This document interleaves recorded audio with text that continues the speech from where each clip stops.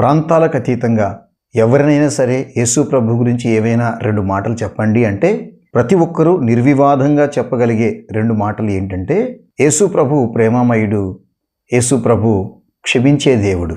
ప్రేమ, క్షమాపణ అనే ఈ 2 విషయాలను శిఖరాగ్ర స్థాయిలో బోధించి చూపించిన ఏకైక దేవుడు యేసు ప్రభు మాత్రమే.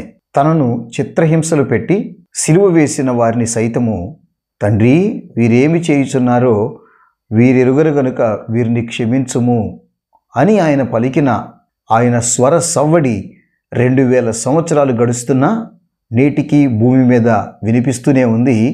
అనేక మంది వ్యక్తుల సాక్ష్యాల ద్వారా ఆ శబ్దం ప్రతిధ్వనిస్తూనే ఉంది.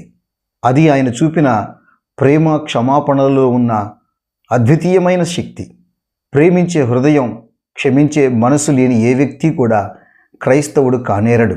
ఈ వీడియో వీక్షిస్తున్న ప్రియ సహోదరి సహోదరులారా, నీ హృదయంలో లోతుగా దిగిన కత్తిపోటు వంటి మాటల వలన, నీ తోటివారు నీ జీవితంలో చేసిన నష్టం వలన గాయపరచబడి నష్టపోయి విలపిస్తూ నా అన్నవారు నీకు చేసిన హృదయ గాయాలతో నిత్యము వారి పట్ల పగ, ద్వేషము, కక్షతో నువ్వు రగిలిపోతూ ఉంటే యేసు ప్రభు నీతో మాట్లాడుతున్నాడు. ప్రేమతో నీకు పరిష్కారాన్ని బోధిస్తున్నాడు.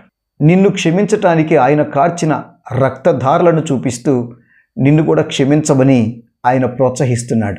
ఈ సందర్భంగా ఒక యథార్థ ఘటన మీ దృష్టికి తీసుకురావాలని ఆశపడుతున్నాను. నరరూప రాక్షసుడైన హిట్లర్ జర్మనీని పాలిస్తున్న రోజుల్లో యూదులను ఓచకోత కోసాడన్న సంగతి మీకు అందరికీ తెలిసిన విషయమే.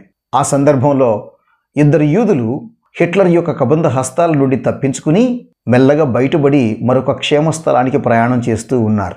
వారిలో ఒకడు మరొకడితో ఇలా అన్నాడు, ఆ హిట్లర్ పట్ల కోపంతో నా హృదయం రగిలిపోతుంది అన్నాడట. రెండో వాడు అన్నాడు, ఓహో అయితే ఇంకా నువ్వు హిట్లర్ బంధకాల్లోనే ఉన్నావన్నమాట, దేవునికి స్తోత్రం, నేను మాత్రం విడిపించబడ్డాను అన్నాడు. అంటే ఏంటి? హిట్లర్ పట్ల కోపంతో రగిలిపోతున్న ఆ వ్యక్తి భౌతికంగా విడిపించుకుని బయటకు వచ్చాను అనుకున్నాడు, కానీ తన హృదయంలో హిట్లర్ని ఇంకా మోస్తూనే ఉన్నాడు. నీ హృదయంలో నువ్వు ఎంతకాలం ఇతరులను క్షమించవో నీ గాయాలను అంతకాలం నువ్వు అనుభవిస్తూనే ఉంటావు. ఆ భారాన్ని అంతకాలం నువ్వు మోస్తూనే ఉంటావు. అందుకనే ప్రభు ఈరోజు నీతో మాట్లాడుతూ ఉన్నాడు. నీ జీవితంలో జరిగిన నష్టమంతటికి ఏకైక పరిష్కారం నష్టపరిచిన వారిని క్షమించటమే. వారిని క్షమిస్తే నీవు విడిపించబడతావు. వారిని క్షమిస్తే నీవు దీవించబడతావు. వారిని క్షమిస్తే నిత్యరాజ్యానికి నడిపించబడతావు. వారిని క్షమిస్తే శాశ్వత కాలము దేవునిచే ప్రేమించబడతావు. ప్రభువు నిన్ను దీవించునుగాక. ఆమేన్.